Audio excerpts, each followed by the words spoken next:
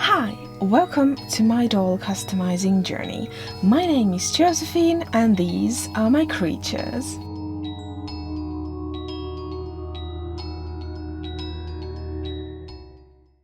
I love my new LOL OMG doll, but what I love even more is customizing my dolls. I will be giving her a new face, new accessories, and I will restyle her hair to my liking.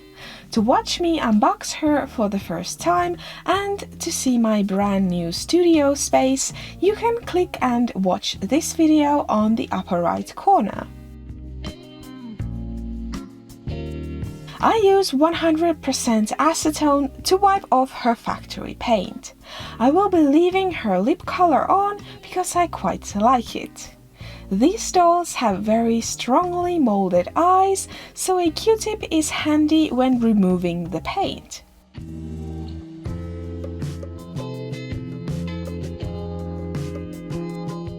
I wiped her face clean with a damp cloth and now I will apply my first coat of MSC off camera. Always spray Ms.SuperClear outdoors and wear a heavy-duty mask. If you have sensitive skin, protect it with gloves and long sleeves. I have been meaning to buy better quality pastels for a long time, because as you can see on her forehead, these don't blend out nicely nor are they very pigmented.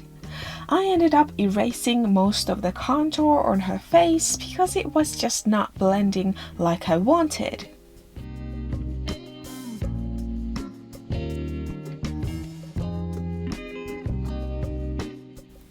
I also give her some blush and eyeshadow. For this doll, I didn't want to change her too much, so I'm just recreating her face in my style. I wanted to emphasize the obvious vintage inspiration in her design, so I'm keeping the eyeshadow very neutral.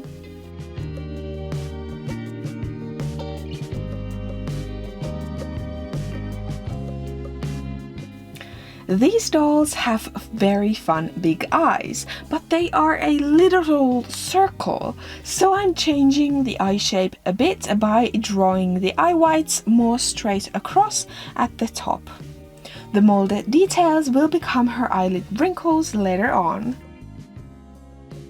I darken the molded eyeliner with black pencil.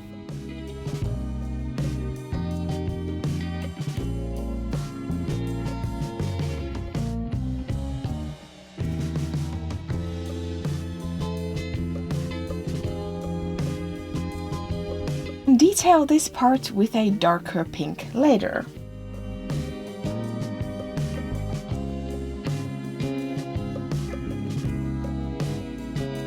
Now, eyebrows. She had very small and sad looking eyebrows before, and I wanted to give her a fierce pair of new ones. Because we moved, I misplaced my favorite eraser, so I struggled a bit with shaping the pastel. The one thing I would change now about her is the placement of the eyebrows. I feel like they ended up too high on her forehead. Looking back at my dolls, this is a common mistake of mine.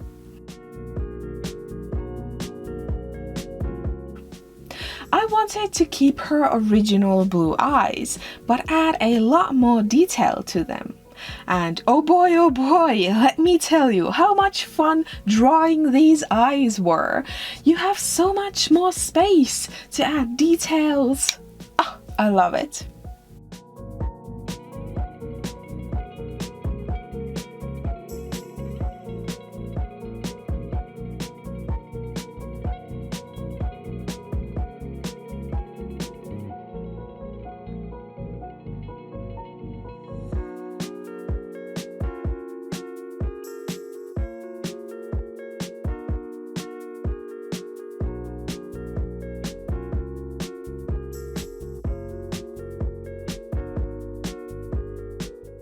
Now a second coat of sealant.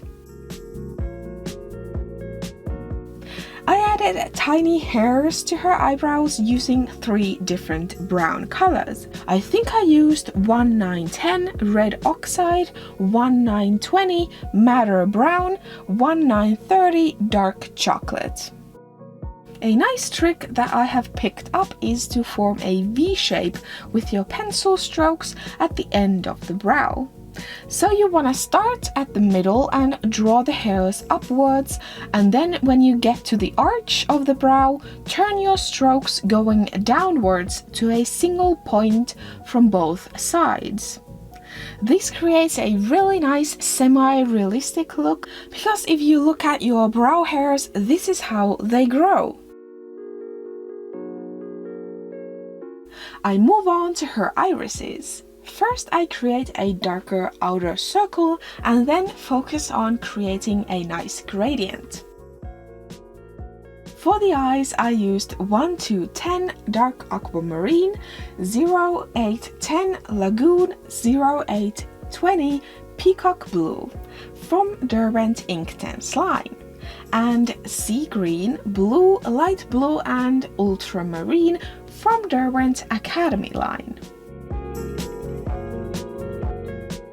I don't want her to look too crazy, which can happen with eyes this big, so I heavily shade the upper part of the iris to create dimension and a sense of depth.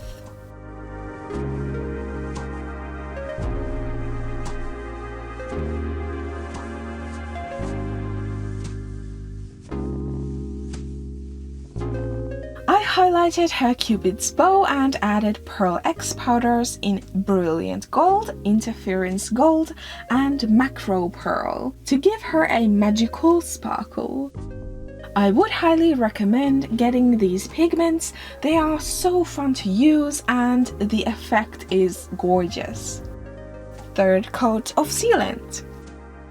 In this layer, I deepen the colors, I add shadows here and there, I detailed her lips with pencils and pastels. I was very nervous giving her eyelashes because they first looked so weird on her huge eyes, but when I added the top lashes, it toned down the spider effect a bit, I think. I love when other doll artists do these line details on their dolls.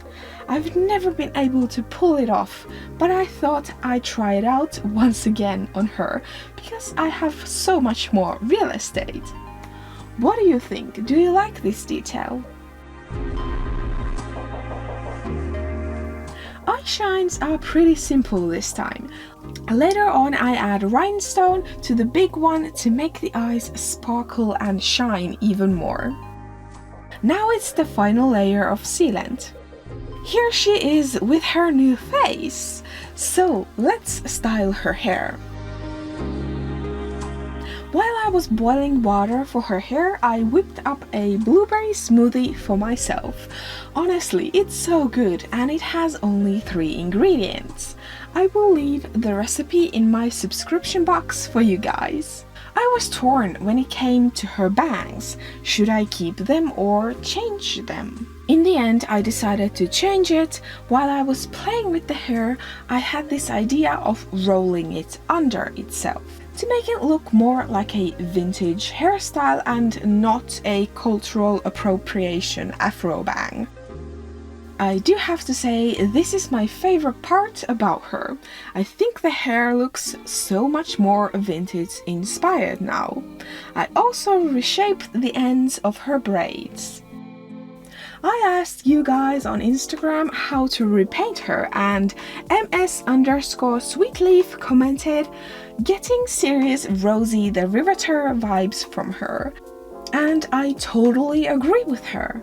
So for her bag I created this tool belt that I think would go really well with her denim jumpsuit and that rosy can-do attitude. I imagine that she is a retro car enthusiast and she enjoys spending time in her shop fixing up old cars.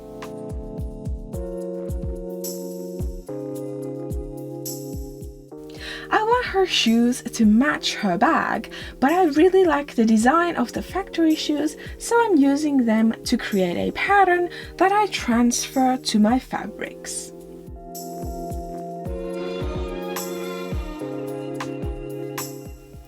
First, I secure the side pieces and the tongue to the upper. Don't forget to hem the side pieces. I used glue for this. Then I secured the very small heel piece and then the black leather detail. This is in real work boots too. I added the tiniest piece of wire to the black part so that it would fit nice and snug against the doll's ankle. The inner sole is craft foam this time, and I didn't realize how large the factory shoes are for her feet. She has very tiny feet, so it did cause some fit issues later on. I lace up the boots using 2 needles.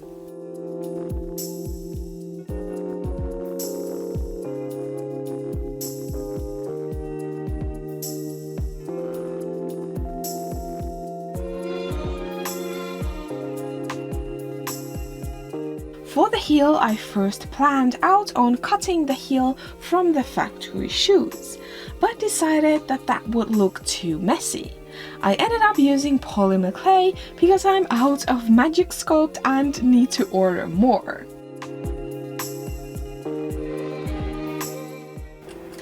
Bake the clay according to the instructions on the packaging. I glued the heels in place and painted them to match. Even though I didn't change her much, she feels like a completely new doll. I think we need to rename her because Busy BB isn't really a name. What about Rosie after her inspiration? Tell me in the comments what do you think.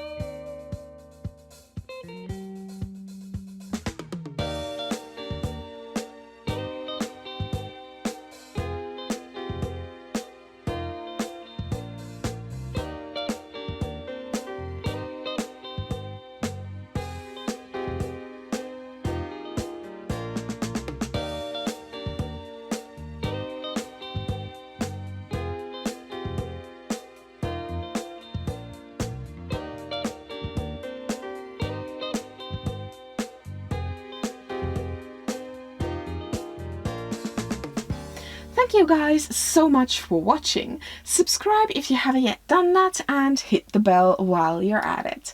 Like this video and leave a comment. I would love to know what you think of Rosie. Until next time, bye!